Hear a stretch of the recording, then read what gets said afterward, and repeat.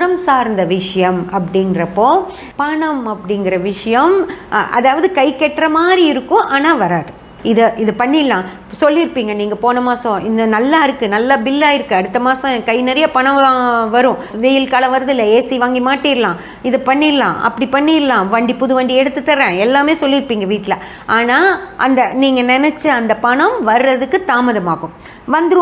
வந்துருங்கிற மாதிரி இருக்கும், ஆனால் அந்த பணம் கைக்கு வந்து சேராது. ஸோ இந்த வீட்டில் இருக்கிறவங்கெல்லாம் இப்படி சொன்னீங்கல்ல அப்படின்னு சொல்லி உங்களை கொஞ்சம் டென்ஷன் பண்ணுவாங்க. ஆனாலும் டென்ஷனே ஆக மாட்டீங்க. ஆமாம், நான் என்ன வேணும், நான் பண்ணுறேன், பணம் வரும், வந்ததும் உங்களுக்கு வாங்கி கொடுக்குறேன், என்னமோ பண்ணுங்க அப்படின்னு சொல்லிட்டு நீங்கள் ஜாலியாக டிவி பார்க்குறது, ஐஸ்கிரீம் சாப்பிட்றது, அந்த மாதிரி ஜாலியாக தான் இருப்பீங்க. கைக்கு பணமே வரலைனாலும் உங்களுக்கு கஷ்டம் அப்படின்ற விஷயமே தெரியாது. யாரோ என்னமோ சொல்லிட்டு போகிறாங்கன்னு சொல்லிட்டு நீங்கள் பாட்டுக்கு என்ஜாய் பண்ணிட்டு இருப்பீங்க.